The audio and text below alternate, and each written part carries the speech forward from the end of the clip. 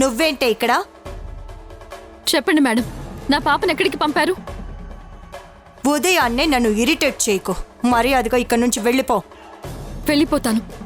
ఇంకెప్పుడు మీకు కనపడను. కానీ నా పాపను నాకు ఇచ్చేయండి. అది జరగని పని. ఎందుకు జరగదు? ఆ బిడ్డ నా బిడ్డే. చూడు, నీ అదృష్టం బావుందో మా వాళ్లకు చేతకాకను నువ్వింకా బ్రతికిపోయున్నావు. లేకపోతే ఈ పాటికి నువ్వు ఎప్పుడో చచ్చిపోయి ఉండాల్సిందే. పోలీసులు నా దగ్గరకొచ్చి నమస్తే పెడతారు. నేనిచ్చిన డబ్బులు తీసుకొని అదే దక్షిణగా ఫీల్ అవుతారు. నేను కనుసైగ చేస్తే జనాలందరూ కటకటాల్లో ఉంటారు. కటకటాల్లో ఉన్న నా మనుషులందరూ క్షణాల్లో బయటకొస్తారు. అలాంటిది నన్ను నువ్వు జైలుకి పంపించావు.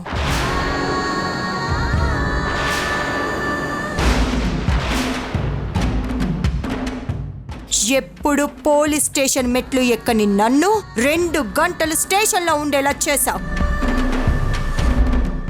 ఇది నా జీవితంలో జరిగిన అతి పెద్ద అవమానం. అలాంటప్పుడు నిన్ను అంత తేలిగ్గా ఎలా వదిలేస్తాననుకున్నావే? నిన్ను ఇంకా చంపకుండా ఇలా మాట్లాడడానికి కారణం కూడా అదే. నువ్వు దాన్ని అలుసుగా తీసుకొని ఇలా మార్నింగే వచ్చి మౌన పోరాటాలు, గొడవలు, ధర్నాలు చేసినంత మాత్రాన నీ బిడ్డ నీకు దక్కదు. ప్రతిసారి మీరే గెలుస్తారు అనుకోవడం కరెక్ట్ కాదు. ప్రతి పాపానికి ఒక లెక్క ఉంటుంది. అతి త్వరలోనే ఆ పాపం పండే రోజు వస్తుంది. ఇవన్నీ చేతగాని వాళ్ళు రాసిన మాటలు, చెప్పే మాటలు. వీటిని నేనంత సీరియస్గా తీసుకోనమ్మా.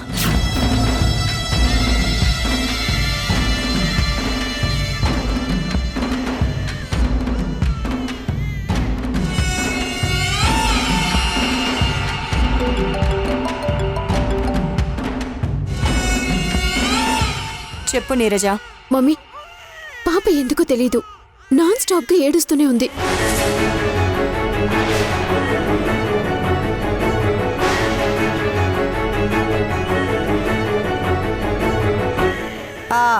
ఏమన్నావు నీరజ? మమ్మీ, నాకు చాలా భయంగా ఉంది. ఎందుకో తెలియదు కానీ పాప నాన్ స్టాప్గా ఏడుస్తూనే ఉంది.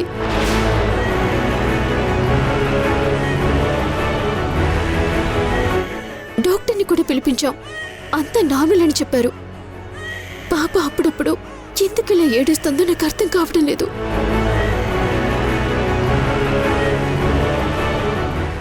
ఒక పని చెయ్యి మమ్మీ, మేము వచ్చేలోపు నువ్వు ఆ దేవికిని ఇంటికి పిలిపించు.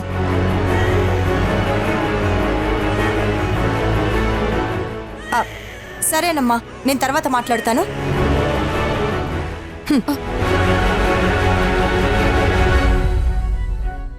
విన్నావు కదా, నీ కూతురు గుక్క పట్టి ఏడుస్తోందంట.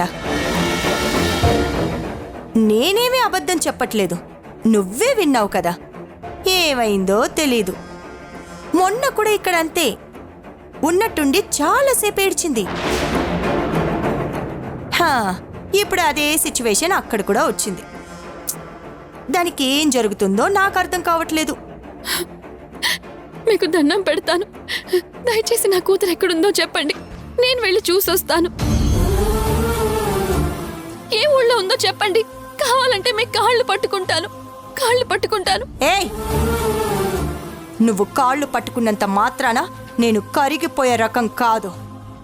నువ్వు 100 రకాలుగా బ్రతిమలాడినా సరే అది జరగదు. నాతో పెట్టుకుంటే జీవితం ఎంత నరకంగా ఉంటుందో నీకు తెలిసేలా చేస్తానే. బుజ్జమ్మా, ఇల్లు జాగ్రత్త. అలాగే అమ్మా.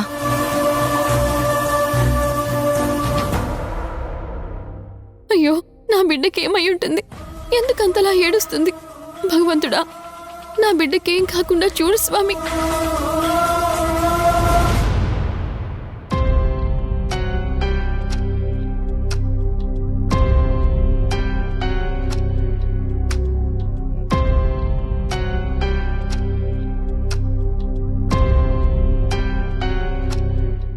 ఏంట్రా అన్నయ్య అప్పుడే బావని డ్రాప్ చేసి వచ్చావా? హ, అప్పుడే అంటావేంటి? ఎయిర్పోర్ట్కి వెళ్లేదాకా షాప్ జాగ్రత్త అని మీ ఆయన నాకు 1,00,000 సార్లు చెప్పుంటాడు. హ్మ్. ఆయన అదేమైనా బంగారం షాపా అన్నిసార్లు జాగ్రత్త చెప్పడానికి?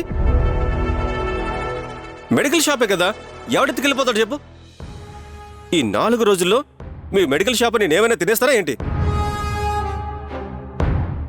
మరి మీ ఆయన రోజు రోజుకి చాదస్త మనిషిలాగా తయారవుతున్నాడు. ఈ సిటీలో మీ ఒక్కరిదే ఏదో పెద్ద మెడికల్ షాప్ అన్నట్టు ఫీల్ అవుతూ ఉంటాడు. హ, వామ్మో, ఈ 2 గంటలు నాకు నరకం చూపించాడే. నోరు ముయ్యరా. నువ్వెలాగో వ్యాపారాలు చేస్తావు, ఏం చేస్తున్నావు అంటే అది చేస్తున్నాను ఇది చేస్తున్నానని మా నోరు మూయిస్తున్నావు. ఒక్క విషయం గుర్తుపెట్టుకోరా, చేసే పని మీద శ్రద్ధ ఉండాలి. అప్పుడే జీవితంలో ఉన్నత స్థాయికి ఎదుగుతావు.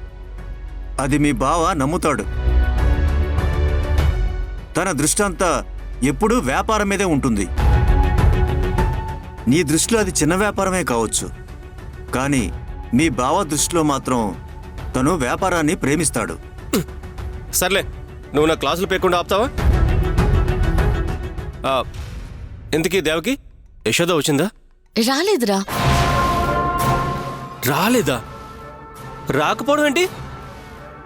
ఊర్లో మేడం ఇంట్లో కూడా యశోద లేదంట కదా, పని మనిషి చెప్పింది.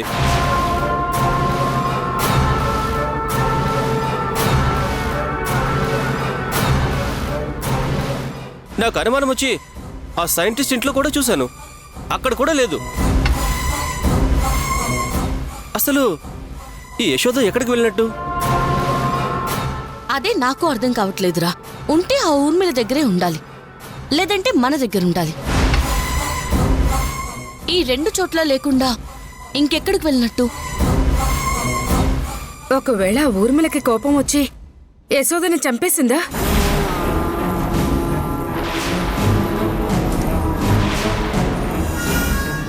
అమ్మా, ఆ? నువ్వు అపశకునపు కూతలు కుయ్యకు. ఉంటే సైలెంట్ గా ఉండు, లేకపోతే కృష్ణారామ అనుకుంటూ ఆ దేవుడి గదిలోకి వెళ్ళి కూర్చో. నా మీద అరుస్తావంటే ఇప్పుడు నేనేమన్నానని? హ,